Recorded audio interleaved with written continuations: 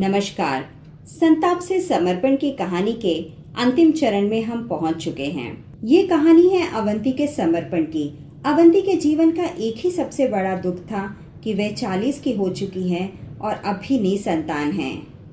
उनके पति ने उन्हें गुरुदेव के महिला जागरण अभियान के बारे में बताया और यह भी बताया कि 3 महीने का यह शिविर करने के बाद तुम गुरुदेव के कार्य में लग जाओ। अवंती ने भोलेपन से यह प्रश्न किया कि क्या इससे वे मां बन जाएंगी।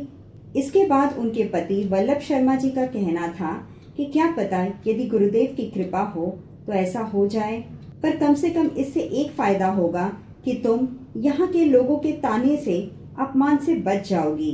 3 महीने तक तुम्हें उनके शब्दों के बाण नहीं सहने पड़ेंगे। अवंती को यह बात सही लगी और वह शांति कुंज पहुँच गई। अब 3 महीने समाप्त हो चुके हैं। उनके पति वल्लभ शर्मा उन्हें शांति कुंज लेने आए। वहां से विदाई लेने से पहले वे गुरुदेव से मिले। गुरुदेव ने अवंती को देखकर उनसे पूछा, कैसा लगा बेटी शिविर? घर जाकर अब पहले की तरह संताप में जलती भूनती तो नहीं रहोगी ना? अवंती ने कभी भी अपनी पीड़ा गुरुदेव के साथ साझा नहीं की थी। फिर गुरुदेव को यह बात कैसे पता चली? गुरुदेव के शब्द सुनने के बाद वे चौंकी और बोली, मैं आपका ही काम करूंगी गुरुदेव। अब मैंने जीवन का सत्य जान लिया है। गुरुदेव ने कहा, बेटी तुम्हारी इच्छा भी पूरी होगी। कोई ऋषि आत्मा तुम्हारी कोख से जन्म लेगी। तुम भगवान का काम करती रहना। इतना कहकर गुरुदेव ने अवंती के सिर पर अपना हाथ रखा, थपथपाया और वल्लभ शर्मा से उनके क्षेत्र में चल रहे गायत्री परिवार की गतिविधियों के बारे में पूछने लगे। 5-7 मिनट में चर्चा पूरी हो चुकी थी। इसके बाद दंपति गुरुदेव के कक्ष से बाहर आ गए और अपने गांव जाने की तैयारी में जुट गए। वल्लभ ने अपनी पत्नी से शिविर के बारे में और यहाँ के प्रभाव से मन में आए संकल्पों के बारे में कुछ नहीं पूछा। दोनों चुपचाप सामान बांधते रहे और वहाँ से रवाना हो गए। हाँ, दोनों ने रास्ते भर में वार्तालाप जरूर की और उसमें भी अवंती का भाग ज्यादा है। अवंती ने शांति कुंज में बिताए हुए दिन और कार्यक्रम के बारे में विस्तार से अपने पति को बताया और यह भी बताया कि गुरुदेव और माता जी के संबंध में उनकी क्या क्या अनुभूतियां थी। खाखरिया पहुंचकर अवंती ने महिला प्रौढ़शाला की शुरुआत की। इसे शाला कहने के बजाय हम कक्षा कहेंगे, क्योंकि हफ्ते भर के प्रयास के बाद भी केवल 5 ही महिलाएं जुट पाई थी। उनमें से 3 तो बिल्कुल निरक्षर थी और 2 को मामूली सा अक्षर ज्ञान था।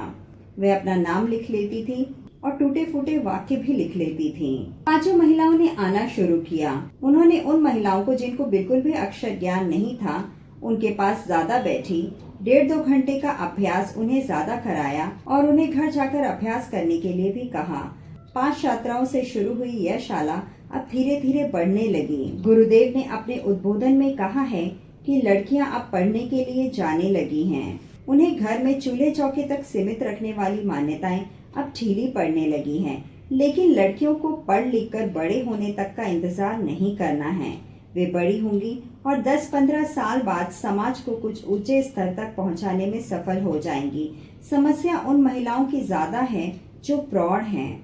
वे ही घर परिवार संभाल रही हैं और उन्हीं की देखभाल में नए नागरिक तैयार हो रहे हैं। और दुखद स्थिति ये है कि वे शिक्षा और चेतना दोनों से वंचित हैं।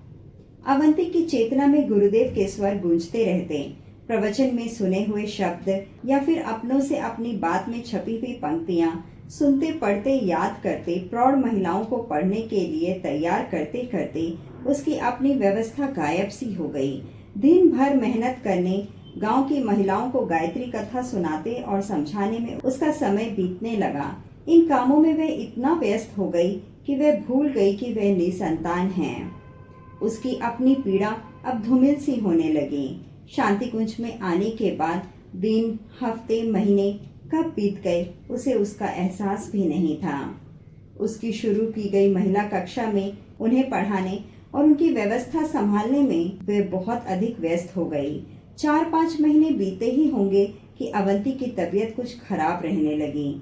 चक्कर आने लगे, घबराहट होने लगी। अवंती को ऐसा लगा कि ज्यादा भागदौड़ के कारण ऐसा हो रहा है। उसे घर में रहकर थोड़ा आराम करना चाहिए। आराम करने के बाद भी जब सुधार नहीं हुआ तो वह डॉक्टर के पास गई। डॉक्टर ने उनकी नाड़ी देखकर कुछ ऐसा कहा कि दोनों के चेहरे खिल उठे, दोनों की खुशियां आंखों से छलकने लग गई, दोनों को साफ साफ शिशु की आहट सुनाई देने लगी। इस तरह अवंती ने संताप से समर्पण का सफर पूरा किया और समर्पण से उसका एकमात्र स्वप्न साकार हो गया। यह बात सत्य है कि भक्त की भक्ति के आगे भगवान को भी झुकना पड़ता है। धन्यवाद।